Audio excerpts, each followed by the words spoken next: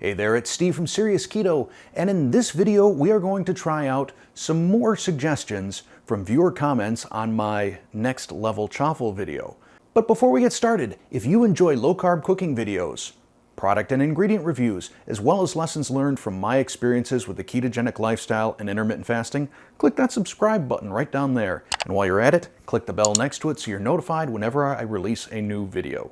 So as I said, I received a lot of suggestions and requests for things to try out with the chaffle. Some of the ingredients that we're going to use in this video today are sort of on the fringe of what you might expect to find in a regular keto pantry.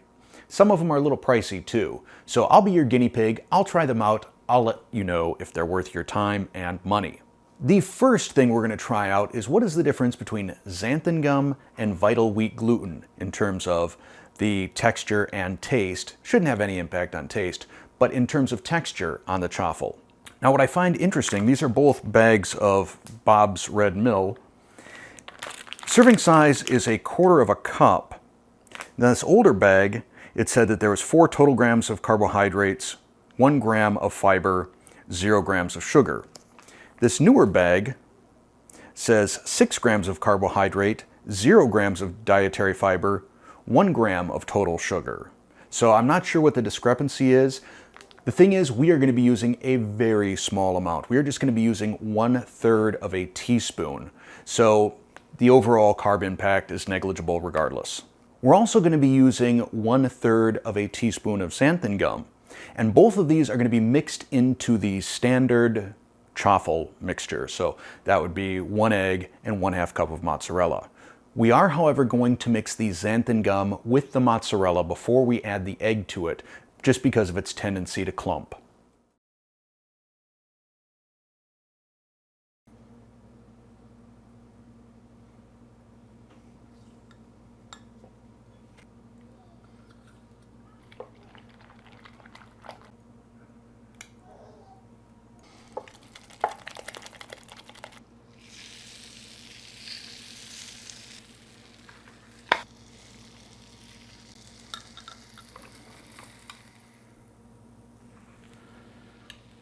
The vital wheat gluten chaffle,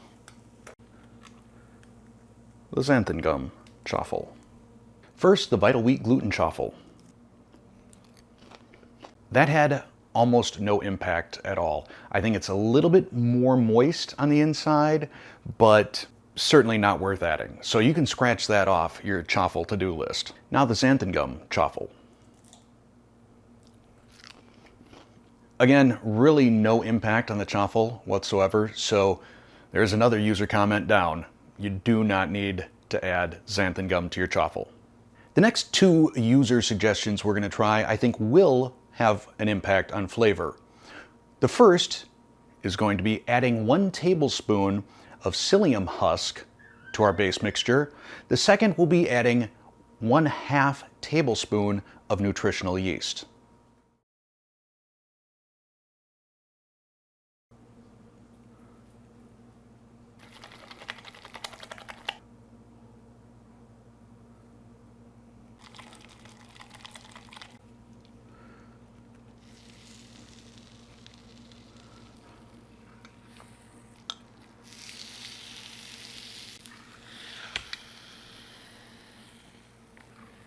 The psyllium husk waffle.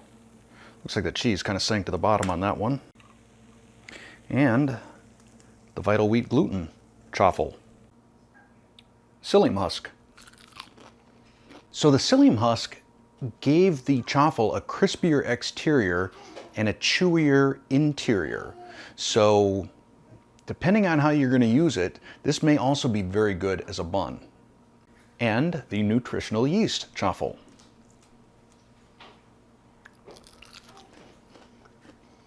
Okay, we've got a winner right there. That really brings forward a cheesy flavor. It kind of reminds me of the cheese powder you sprinkle on popcorn. That's a really good flavor. I need to have another bite. Definitely the cheesiest chaffle I've made so far. And given that I'm a Wisconsinite, that's about the biggest compliment you can give something. The final chaffle recommendation I got, and I don't believe this person actually tried it out, they just wanted me to try it out, was to add sour cream and yeast to the chaffle. They didn't specify how much, so I'm just gonna kind of shotgun this a little bit. I'm gonna do that for one chaffle. For the other chaffle, since sour cream is somewhat acidic, I'm gonna add a little bit of baking soda and see if we get any extra lift.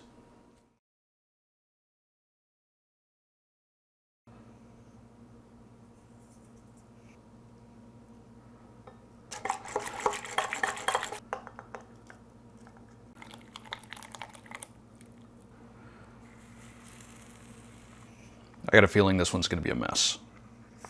Because I'm splitting a batch, I'm just going to add 1/8 teaspoon of baking soda.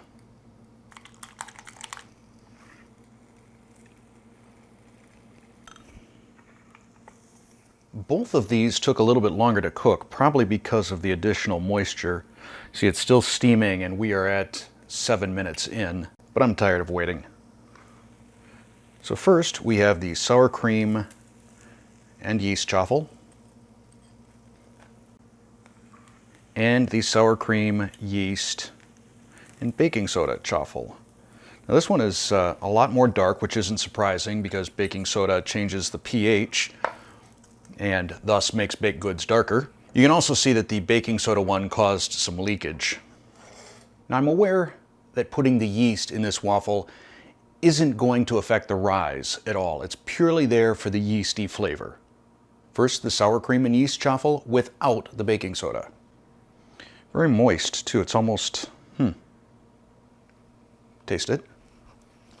I don't know that I really pick up on much of the yeast flavor, but I will tell you, this is the cheesiest, gooeyest chaffle that I've made so far. This is the sort of thing I think might be interesting, maybe cutting into slices, spritzing with a little cooking spray and throwing in the air fryer for a minute or two and see if you could get sort of like mozzarella sticks out of it. Now, the same chaffle with the addition of the baking soda. This is not a win. This tastes like regret. This has a simultaneously very eggy taste as well as sort of an alkaline taste. And I get that it would taste a little bit alkaline from the addition of the baking soda. I didn't think 1/8 teaspoon would make it that much. It did nothing to improve upon the texture and only caused harm to the taste. So don't ever do that. So quick summary, what did we learn? We learned that adding vital wheat gluten or xanthan gum did nothing to improve the chaffle in terms of taste or texture. Adding the psyllium husk created a really interesting contrast in texture because the outsides of the chaffle were crispy and the inside was a little softer and chewier than previous chaffles. So that one might come in good on a sandwich, depending on what you're making. The nutritional yeast chaffle, boosh.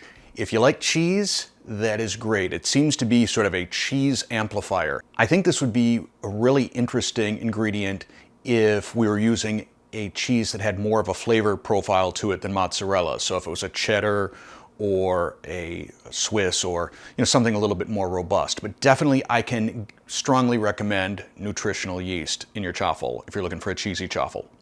The sour cream and yeast chaffle, I'm not sure if the yeast was of benefit at all. It certainly didn't add anything, I think, to the flavor. But adding the sour cream gave the inside a really cheesy, gooey, mozzarella stick sort of texture that I think is great. This would be awesome for dunking in marinara. Do not add baking soda. That is a fail.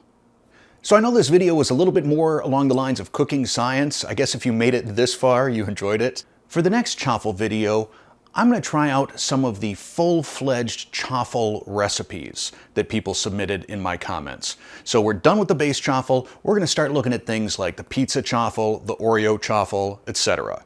And wherever I use someone's idea, I'll make sure to give them credit, or whoever posted the comment first if multiple people come up with the same idea.